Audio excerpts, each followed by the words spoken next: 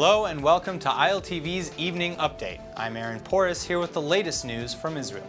11 people were injured last night when an army vehicle and a private car collided in northern Israel. One man in his 20s was critically injured in the crash, while 2 other victims are listed in serious condition. Of the remaining 8 victims, 1 is in moderate condition with another 7 lightly injured. Magen David Adom emergency response teams were called to the scene where they evacuated 10 of the injured to Ziv Hospital in Tzfat. An emergency transport helicopter was used to evacuate the critically injured victim to Rambam Hospital in Haifa, and the accident occurred on Route 89 in the Upper Galilee on the road between the towns of Tzivon and Jish in a head-on collision between the 2 vehicles. The terrorist organization Hamas has appointed Yahyah Sinwar as leader of the organization in the Gaza Strip, replacing Ismail Haniyeh. The 55-year-old Sinwar sat in Israeli prison from 1989 to 2011 for his involvement in terrorism, and was freed in the prisoner exchange deal for Gilad Shalit in October of 2011. Sinwar, one of the founders of Hamas's so-called military wing, is considered an extremist figure in the Islamic terrorist group, even among other members of Hamas. Khalil al-Hayya, another Gaza-based Hamas official, was elected as deputy Gaza administrator. Haniyeh is running for leadership of the entire organization in the group's upcoming election, and is favored to replace Khalid Mashal as Hamas Politburo chairman. Mashal, who served as Hamas Politburo leader since 1996, made the surprising announcement in late September of his intention to leave the post.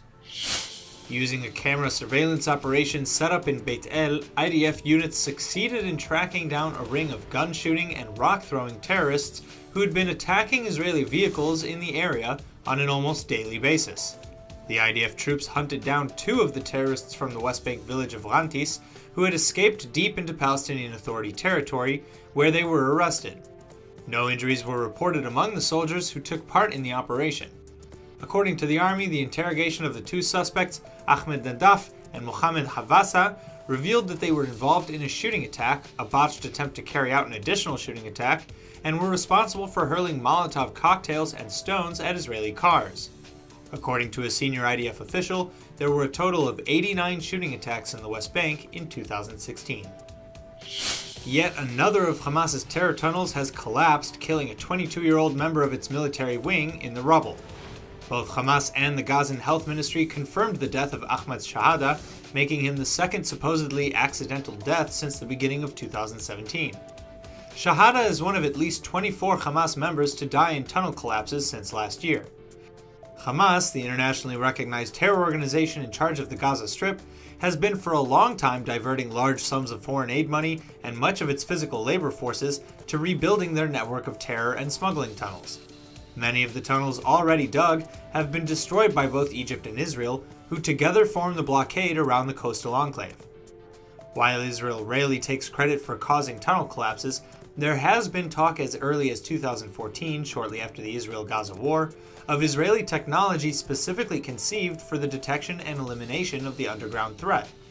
In 2016, reports of new technology and IDF strategy in respect to uncovering tunnels all but confirmed the technology's existence, and Prime Minister Netanyahu at the time was quoted saying, "In recent days, the State of Israel has achieved a world breakthrough in its efforts to locate tunnels, and that the government is investing a fortune in thwarting the threat of tunnels and will continue to invest steadily and firmly."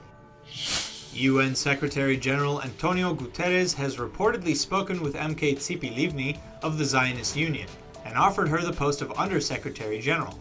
If she accepts the offer and is approved by the Security Council, she'll become the first Israeli to serve in the post. Her appointment has support across the political spectrum. Senior politicians from the Likud and Beit HaYehudi parties put aside ideological disputes and praised the Zionist Union leader, congratulating her on her possible appointment. MK Bezalel Smotrich of Habayit HaYehudi said that Livni in a senior UN position is a wonderful idea. As a Zionist patriot with experience, it's certain that she'll do great work. Enough already with the automatic cataloging of right and left. And Justice Minister Ayelet Shaked, a member of Smotrich's party, tweeted back, "You're right. Prime Minister Benjamin Netanyahu is also said to have favored her appointment." That's all for now. Stay tuned on ILTV.tv for our main daily broadcast playing after this. I'm Aaron Porras, and see you next time with our morning briefing from Israel at 8 a.m. Eastern Time.